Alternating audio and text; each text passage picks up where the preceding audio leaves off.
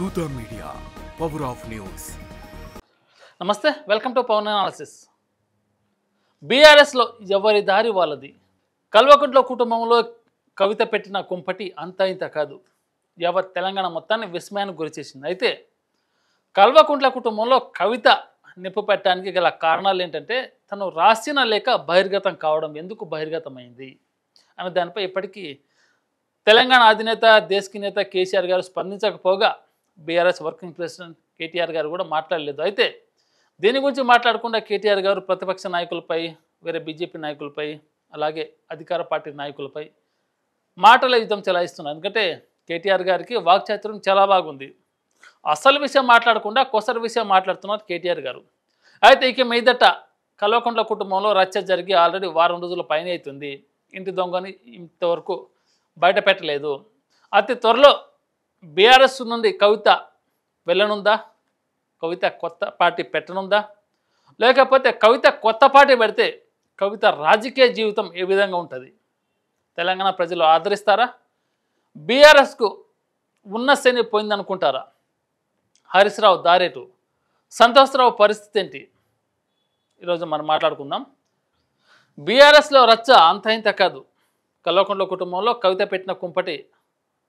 BRS ఎమ్మెల్యేలు, ఉన్న కార్యకర్తలు, వాళ్ళ పరిస్థితి రోజు రోజుకి ఏ విధంగా తారతమ్యం లేకుండా సాగుతుంది. బీఆర్ఎస్ పార్టీ రాజకీయాలు ఇదే అవకాశంగా బీజేపీ నాయకులు, కాంగ్రెస్ నాయకులు బీఆర్ఎస్ నాయకుల మీద నిందలు వేస్తారు. ఎందుకంటే ఇంట్లో రచ్చ గెలిచి బయటకు గెలవాలి, కానీ ఇక్కడ ఇంట్లోనే గెలవని వాళ్ళు బయట ఎలా గెలుస్తారు?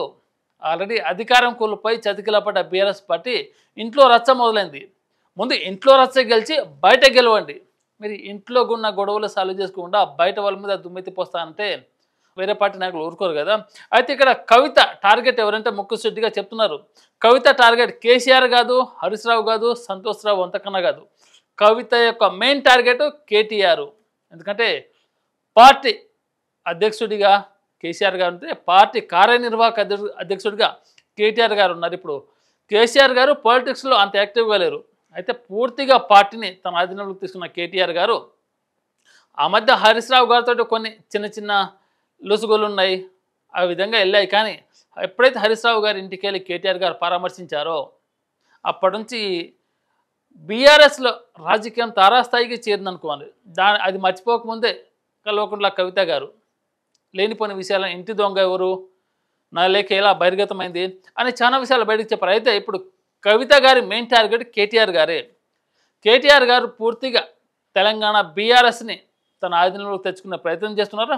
అయితే తెలంగాణ బిడ్డగా, కేసీఆర్ కూతురుగా నేనేం తక్కువగాను, నాకెందుకు పార్టీలో ప్రాధాన్యత తగ్గుతుంది, నేనేం చేశాను, అక్రమంగా మద్యం కేసులో నన్ను ఇరికిస్తే అప్పుడు బీజేపీతో మీరు పొత్తు పెట్టుకొని బీజేపీ పార్టీతో మీరు మమేకమై నన్ను కాపాడి అతి త్వరలో తెలంగాణలో బీఆర్ఎస్ను కూడా బీజేపీలో కలపబోతున్నారని కవిత గారితో స్పందించారు. ఈ విషయం అందరికీ బహిర్గతమైంది. ఎందుకు కవిత గారు కేటీఆర్ గారిని టార్గెట్ చేస్తున్నారు? అన్నా చెల్లెల మధ్య ఎందుకు ఈ కొట్లాట? అయితే కేసీఆర్ గారి తర్వాత వారసురాలిగా కవిత రావచ్చు. ఎందుకంటే తెలంగాణలో తెలంగాణ జాగృతి అధ్యక్షురాలుగా కవిత గారు ఉన్నారు. కేసీఆర్ గారి తర్వాత తనే పూర్తి బీఆర్ఎస్ బాధ్యతలు చేపట్టాలి. కేటీఆర్ గారు కార్యనిర్వాహక అధ్యక్షుడిగా పార్టీ బాధ్యతలు తీసుకోవాలి. ఆ విధంగా కల్వకుంట్ల కవిత గారు మాట్లాడుతున్నారు. మరి హరీష్ రావు పరిస్థితి ఏంటి? అంతకుముందు చూసాం మన మీడియా ప్రెస్ మీట్లో హరీష్ రావు గారు బీజేపీ పార్టీలోకి వెళ్తున్నారు. ఎందుకంటే కల్వకుంట్ల కుటుంబంలో కలహాలు ఉన్న నేపథ్యంలో హరీష్ రావు గారు పక్కదారి చూస్తున్నారు. ఏ పార్టీలోకి వెళ్ళాను, కాంగ్రెస్ పార్టీలోకి అయితే అస్సలు వెళ్ళాడు. ఎందుకంటే హరీష్ రావు గారిని ఇక్కడ మిగిలింది బీజేపీ ఒకటే.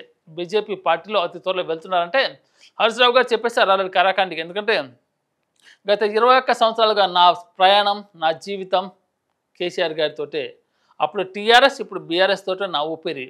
ఎవరు ఎన్ని మాట్లాడినా, ఎన్ని లేనిపోని నిందలు చేసినా కానీ నా ప్రయాణం బీఆర్ఎస్ పార్టీ కేసీఆర్ గారితోనే. కేసీఆర్ గారు ఏదంటే నేను అదే మాట్లాడతాను, వారు ఏది చెప్తే అదే చేస్తాను, వారు ఏ పదవి ఇచ్చినా సంతోషంగా నేను ఒక కార్యకర్తగా పనిచేస్తానని హరీష్ రావు గారు అయితే చెప్పుకొచ్చారు. మరి కవిత ఎందుకు కేటీఆర్ గారిని టార్గెట్ చేస్తున్నారంటే, కేటీఆర్ గారు గతంలో అధికారంలో ఉన్నప్పుడు చేసిన ఏకైక మిస్టేక్ ఏంటంటే తెలంగాణ జాగృతి నాయకులు ఎవరైతే ఉన్నారో తెలంగాణ ఉద్యమకారులు వాళ్ళని కేటీఆర్ గారు పట్టించుకోలేదు. వారినే కాదు, బీఆర్ఎస్ ప్రభుత్వం అధికారంలో ఉన్న మొదటి 5 సంవత్సరాలు, తర్వాత 5 సంవత్సరాలు ఈ ఒక్క ఉద్యమకారుని పట్టించుకోలేదు. దానికి ప్రధాన కారణం కేటీఆర్ గారు. కేటీఆర్ గారు ఇక్కడ మీరు ఒక విషయం గుర్తుపెట్టుకోవాలి. ఎప్పుడైతే మీరు తెలంగాణ ఉద్యమకారులను పట్టించుకోలేదో అప్పుడే మీ రాజకీయం కొంత హీనమైన పరిస్థితికి వచ్చేసింది, ఓడిపోయే దిశగా వచ్చేసింది. ఎప్పుడైతే మీరు తెలంగాణ ఉద్యమకారులను పట్టించుకుంటారో అప్పుడు బీఆర్ఎస్కు బలం చేకూడదు. ఎందుకంటే ఒక్కొక్క తెలంగాణ ఉద్యమకారుడు 100 మంది కార్యకర్తలతో సమానం. అలాంటి కార్యకర్తలు మీరు పట్టించుకోలేదు, అలాంటి జాగృతి నాయకులను మీరు పట్టించుకోలేదు. అదే కోపం ఇప్పుడు కవిత గారు మీ మీద ప్రదర్శిస్తున్నారు. ఎందుకంటే తెలంగాణ ఉద్యమంలో కవిత గారి పాత్ర చాలా కీలకం. ఎందుకంటే ప్రతి ఒక్క మహిళని, ప్రతి ఒక్క ఆడబిడ్డని రోడ్డు మీద తీసుకొచ్చారు మహిళగా. అలాంటి ఉద్యమంలో కవిత గారు చేసిన ప్రజాయాత్ర అంత ఇంత కాదు. మరి తెలంగాణ జాగృతిని స్థాపించి ఎంతో కొన్ని వందల మందికి ఉపాధిని కల్పించి తెలంగాణ జాగృతి అధ్యక్షురాలుగా కవిత గారు కొనసాగుతుంటే తెలంగాణలో అతి త్వరలో కల్వకుంట్ల కవిత వారసురాలిగా కవిత గారు ముందుకెళ్లే ప్రయత్నాలు జరుగుతున్నాయి. కానీ దానికి కేటీఆర్ గారు అడ్డు చెప్తున్నారు. కేసీఆర్ గారి తర్వాత కేటీఆర్ బీఆర్ఎస్ పదవి సీఎంకు అర్హుడు. అది కార్యకర్తలు కావచ్చు, ఎమ్మెల్యేలు కావచ్చు, బీఆర్ఎస్ నాయకులు కావచ్చు బహిర్గతంగా చెప్తున్నారు. కేసీఆర్ గారి తర్వాత మా నాయకుడు కేటీఆర్ గారే. ఇది విషయం కవిత గారికి నచ్చట్లేదు. దీన్ని ఆసరాగా తీసుకొని కవిత గారు ఒక లేఖ రాస్తే కేసీఆర్ గారికి, ఆ లేఖ బయటికి వెళ్ళి వచ్చింది. ఎవరు దీన్ని బయటికి తీసుకొచ్చారు? ఖచ్చితంగా ఇక్కడ మనం క్లియర్ కట్గా ఒక విషయం అర్థం చేసుకోవాలి. ఆ లేఖ బయటకు వచ్చింది ఎవరు ఇచ్చారు, ఎవరు తీసుకొచ్చారంటే కవిత గారు కేటీఆర్ గారి గురించి ప్రస్తావించి మాట్లాడుతున్నారు. ఇక్కడ ఆ విషయం ప్రతిపక్ష నాయకులకు తెలుసు. అతి త్వరలో అంటే కొంతమంది బీజేపీ నాయకులు అంటున్నారు కవిత వెనుక ఉన్నదెవరు, కవితను వెనుకుండి ముందు నడిపిస్తున్నది ఎవరు, కవితను విస్మయానికి గురి చేస్తున్నది ఎవరు అని బీజేపీ నాయకులు, కాంగ్రెస్ నాయకులు అంటున్నారు. మరి ఇక్కడ విస్మయానికి గురి చేయాల్సిన అవసరం ఏం లేదు. ఎందుకంటే కల్వకుంట్ల కుటుంబంలో గొడవ కేటీఆర్ గారికి, కవిత గారికి మాత్రమే. వీళ్ళిద్దరి మధ్య గొడవ తారస్తమ్య ఛాయకి తేరింది. బీఆర్ఎస్ కుటుంబం మొత్తం యావత్ విస్మయం చెందింది. వీరిద్దరి మధ్య కనుక గొడవ సద్దుమణిగితే బీఆర్ఎస్ మళ్ళీ తిరిగి పుంజుకునే అవకాశం అయితే స్పష్టంగా కనబడుతుంది. మరి ఇది పుంజుకోవాలంటే వీరిద్దరి మధ్య ఉన్న కొట్లాట తగాది ఏదైతే ఉందో, సీఎం అంటే నెక్స్ట్ బీఆర్ఎస్ వారసుడిగా కేటీఆరా, కల్వకుంట్ల కవితనా, అది క్లోజ్ కావాలి. అది క్లోజ్ కావాలంటే కేసీఆర్ గారు ఖచ్చితంగా బహిరంగంగా వచ్చి సమాధానం చెప్పాలి. దీనికి ప్రజల్లోకి రావాలి. మీడియా పాయింట్ వేదికకి వచ్చి కల్వకుంట్ల కుటుంబంలో జరుగుతున్న అంతర్గత కొట్టాడ గురించి కేసీఆర్ గారు బయటకు వచ్చి చెప్పితే ఇప్పుడు అధికార పక్ష నాయకులు కావచ్చు, బీజేపీ నాయకులు కావచ్చు, వేరే పార్టీ ప్రాంతీయ పార్టీ నాయకులు కావచ్చు, వీరందరికీ సమాధానం చెప్పాల్సింది ఒకే ఒక వ్యక్తి, గులాబీకా నేత, దేశకి నేత కేసీఆర్ గారు. కేసీఆర్ గారు మౌనంగా ఉన్న రోజులు ఈ కల్వకుంట్ల కుటుంబంలో అంతర్గత కొట్లాట ఇలానే ఉంటుంది. మరి కేటీఆర్ గారే నెక్స్ట్ మా సీఎం క్యాండిడేట్ అంటున్నారు. ఎస్, కేటీఆర్ గారికి ఆ అవకాశం ఉంది, అంత నాలెడ్జ్ కూడా ఉంది. ఎందుకంటే సామాన్య వ్యక్తిగా ప్రజల సమస్య తీర్చకపోయినా దేశాన్ని అంటే రాష్ట్రాన్ని దేశం గుర్తించేలా ఎలా రాష్ట్రాన్ని ముందుండి నడపాలి, రాష్ట్రంలో ఎలాంటి మౌలిక వసతులు కావాలి, సదుపాయాలు కావాలి. ఒక ఐటీ మినిస్టర్గా గతంలో పనిచేశారు కేటీఆర్ గారు. రాష్ట్రాన్ని ముందుండి నడిపించారు. ప్రజా పదంలో కావచ్చు, అభివృద్ధి పదంలో కావచ్చు, కేటీఆర్ గారికి అర్హత ఉంది. సీఎం క్యాండిడేట్గా సీఎం హోదా చేపట్టే బాధ్యత బీఆర్ఎస్లో కేసీఆర్ గారి తర్వాత ఎవరికైనా ఉందంటే అది ఖచ్చితంగా కేటీఆర్ గారికి. ఎందుకంటే కేటీఆర్ గారు విదేశాల్లో చదువుకున్నా కానీ యావత్ తెలంగాణ రాష్ట్రం మీద అవగాహన ఉన్న నాయకుడు. అలాగే హరీష్ రావు కూడా తక్కువ కాదు. హరీష్ రావు గారు కూడా వాక్చాతుర్యం ఉంది, ధాటిగా మాట్లాడగలరు. ప్రతి ఒక్క సమస్య పైన క్షుణ్ణంగా అవగాహన ఉన్న నాయకులు ఇద్దరు, కేసీఆర్ గారు, తర్వాత హరీష్ రావు గారు, ఆ తర్వాత కేటీఆర్ గారు. కేటీఆర్ గారు ఏంటంటే విదేశాల్లో చదువుకున్నారు కాబట్టి టెక్నాలజీని బాగా డెవలప్ చేసుకుంటారు. టెక్నాలజీని ఉపయోగించి రాష్ట్రాన్ని ముందుండి నడిపించగల సత్తా కేటీఆర్ గారు ఉంది. ఈ విషయంలో కేటీఆర్ గారికి నాయకులు ప్రాధాన్యత ఇస్తుంటే ఆ ప్రాధాన్యత కవిత గారికి నచ్చట్లేదు. నచ్చకపోయేసరికి లేనిపోని సృష్టించి కవిత గారు కల్వకుంట్ల కుటుంబంలో చిచ్చు పెట్టే ప్రయత్నాలు అయితే చేస్తున్నారు. అది మనం ఖచ్చితంగా రోజు అప్డేట్లో చూస్తుంటాం. అయితే కేటీఆర్ గారినే ముఖ్యంగా టార్గెట్ చేయడానికి నెక్స్ట్ సీఎం క్యాండిడేట్ కేటీఆర్ గారు. అలా ఆ విషయం నాయకులు బహిర్గతం చేస్తుంటే కవిత గారు ఏదో విధంగా నేను ప్రజల్లోకి వెళ్ళాలి, ప్రజల్లో మంచి పేరు సంపాదించుకోవాలి, ప్రజలు నాకు ఒక భిన్నమైన పాత్ర ఉంది తెలంగాణ జాగృత మహిళా అధ్యక్షురాలుగా, ఆ పాత్రను నేను న్యాయం చేయాలంటే కేసీఆర్ గారు వారసత్వంగా వచ్చిన సీఎం క్యాండిడేట్ నేను ఖచ్చితంగా చేపట్టాలి. కేటీఆర్ గారికి ఎట్టి పరిస్థితుల్లో కేసీఆర్ గారి తర్వాత సీఎం అర్హత లేదు, నేనే చేపట్టాలి. ఏదేమన్నా కానీ రాబోయే రోజుల్లో అంటే కేటీఆర్ గారు ఇక్కడ ఒక చెప్తున్నారు, ఇప్పటికే తెలంగాణ బీఆర్ఎస్లో కల్వకుంట్ల కవిత మీద చర్యలు చేపడుతున్నారు. ఎందుకంటే లేనిపోని నిందలు లేపి బీఆర్ఎస్ కుంపట్లోనే నిప్పు పెట్టే ప్రయత్నం చేస్తున్నారు.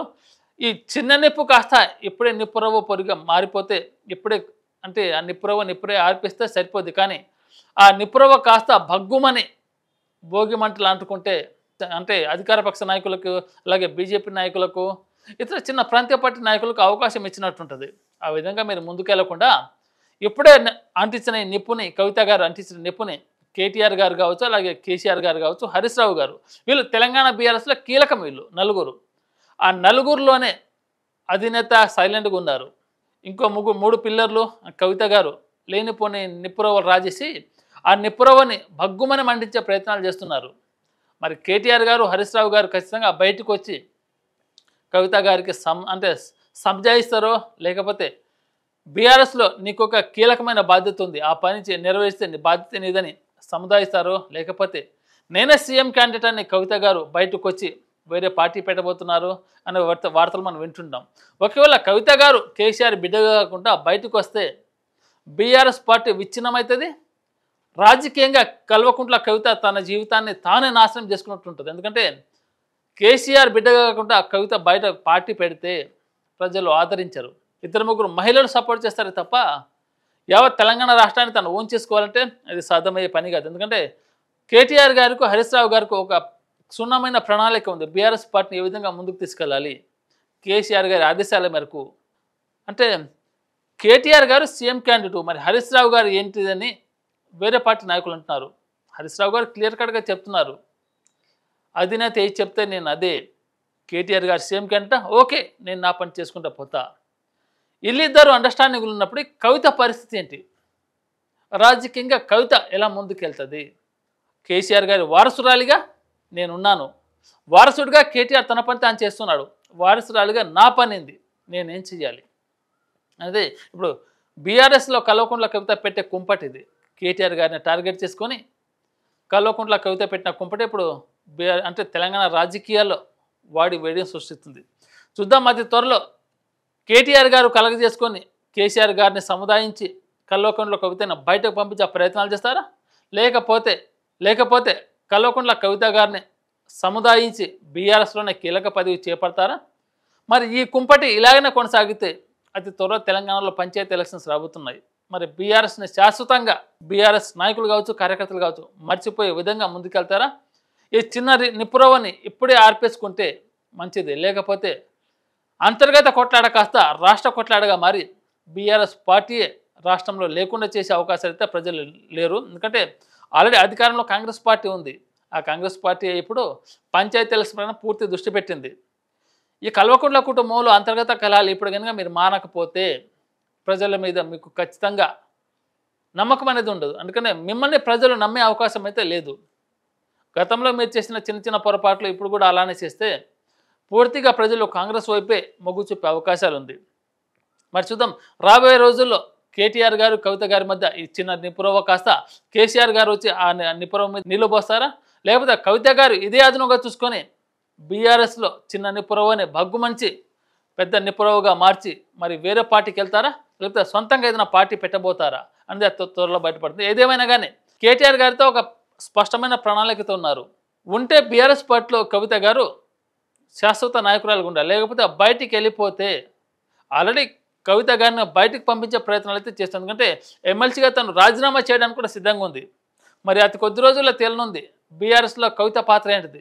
సీఎం క్యాండిడేట్గా కేటీఆర్ కొనసాగుతాడా, లేకపోతే కల్వకుంట్ల కుటుంబంలో కవిత కుంపటి ఇలానే కొనసాగుతుందా? For more updates, please subscribe Dutta Media.